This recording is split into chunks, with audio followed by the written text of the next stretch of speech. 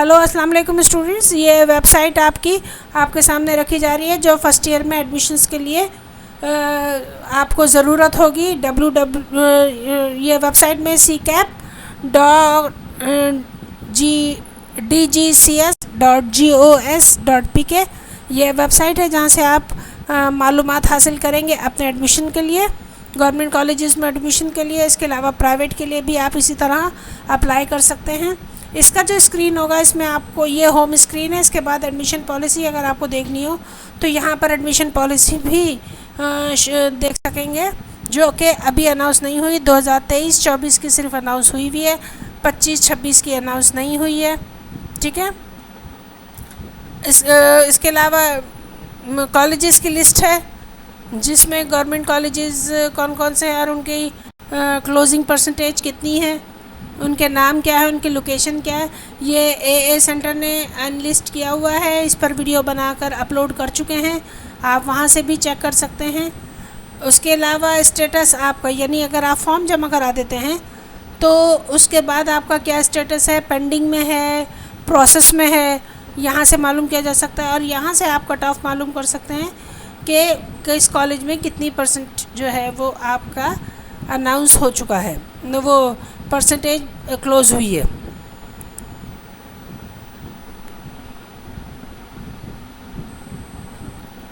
अच्छा, अब आके हम ये देखते हैं कि एलिजिबिलिटी क्राइटेरिया क्या है, यानी कौन कौन है एलिजिबल जो कि अप्लाई कर सकते हैं। वो जो 2021 में आफ्टर कोविड अनाउंस एलिजिबिलिटी हुई थी वही अभी तक चलेगी और वो चल रही है, रिवाइव होगी। अगर कोई चेंज होगा तो पॉलिसी जब आएगी तो बता दिया जाएगा। फ़िलहाल आप प्रिपेयर रहिए कि SSC जिसने किया है, यानी मैट्रिक किया है, टेक्निकल बोर्ड से या GSE से O लेवल किया हुआ है, और इसके अलावा इक्वलेंट एग्ज़ामिनेशन दिए वो सारे अप्लाई करने के काबिल हैं।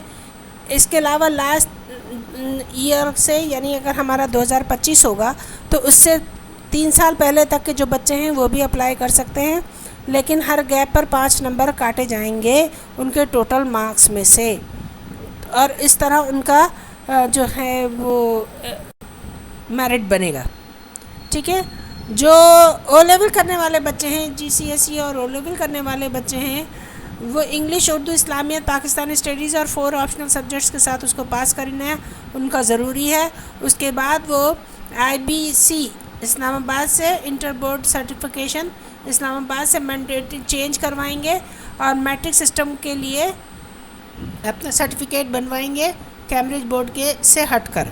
ठीक है। IBS में अपनी जो मार्कशीट या परफॉर्मा मिलेगा आपको कैम्ब्रिज का, उसकी कॉपी, ID कार्ड की कॉपी, अगर जुवेनाइल है, ID कार्ड नहीं बना है, और पेरेंटल ID कार्ड जो है वो वहाँ से सेंड कर दिया जाएगा। वहाँ से आने के बाद वो आपको कन्वर्ट करके और उसमें से 2% डिडक्शन करने के बाद आपकी परसेंटेज का सर्टिफिकेट देंगे, जो कि बोर्ड में जमा होगा और आपका एडमिशन कंप्लीट होगा। ये O लेवल के बच्चों की बात कर रही हूँ।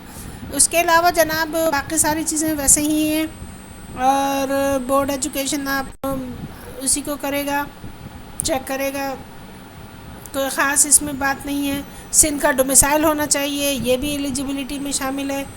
ठीक है। और अगर सिंध से बाहर के बच्चे हैं तो वो कोटा बेस पर अप्लाई कर सकते हैं, ये बात बताई गई। इसके बाद जो है ना, रिक्वायर्ड डॉक्यूमेंट्स कौन कौन से होंगे देख लीजिए।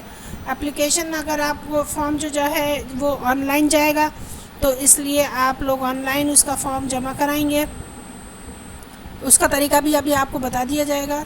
वैसे अपलोड भी किया गया है पहले भी, लेकिन इसको दोबारा आप देखिएगा।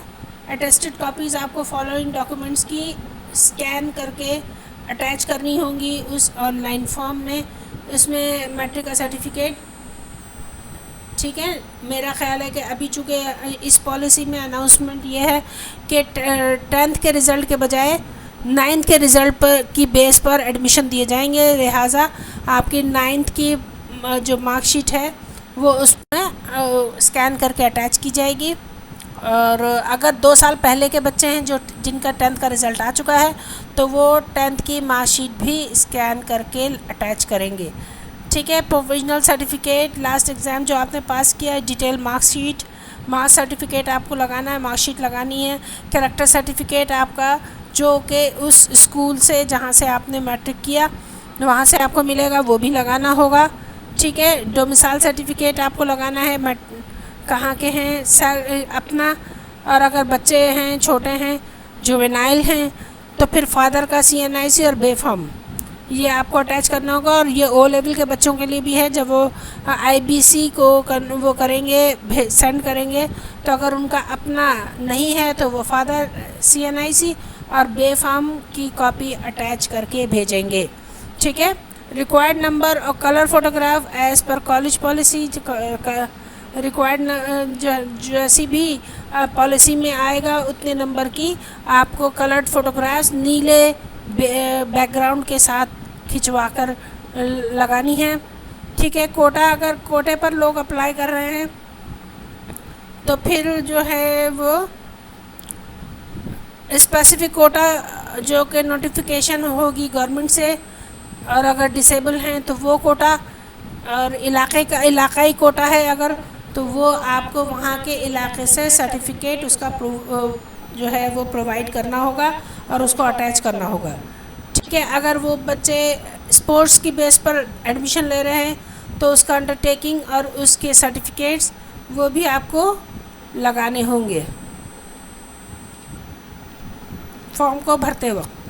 ان ایلیجبلٹی یعنی کہ جو بچے قابل اس ایڈمیشن کے لیے اہل نہیں ہیں ان میں یہ ہے کہ ڈیو ڈیٹ سے اگر لیٹ ہو گئے چاہے وہ آن لائن ہو یا مینول پھر آپ کو کنسیڈر نہیں کیا جائے گا، وہ انیلیجبل ہو جائیں گے.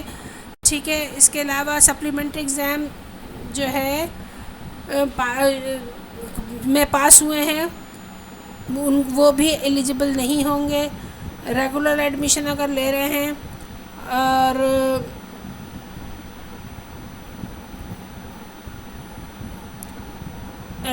جو کہ پہلے سے امتحان پاس کر چکے ہیں inter first year second year کا وہ دوبارہ ریگولر ایڈمیشن نہیں لے سکتے ہیں.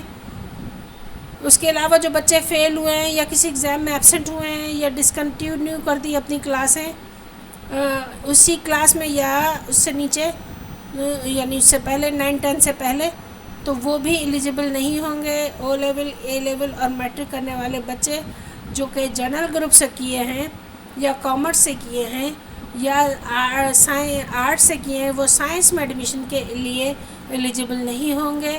ای گریڈ والے بچے جو ہیں وہ الاؤ نہیں ہیں، فرسٹ ایئر میں ایڈمیشن ان کو کسی بھی فیکلٹی میں نہیں ملے گا.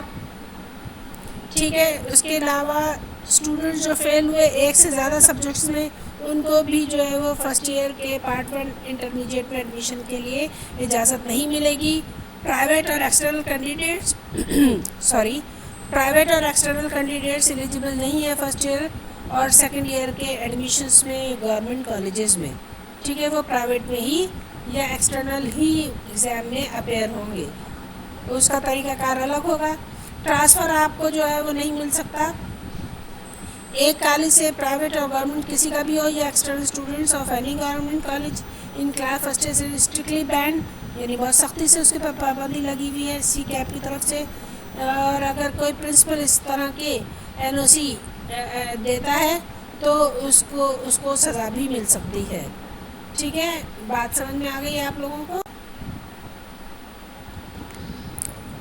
اے سینٹر کے ساتھ جڑے رہیے اور نیکسٹ ویڈیو کا انتظار کیجیے جس میں آپ کو مزید باتیں اور طریقہ کار بتایا جائے گا فارم بھرنے کا. Thank you so much. Subscribe کرنا ہرگز نہ بھولیے گا.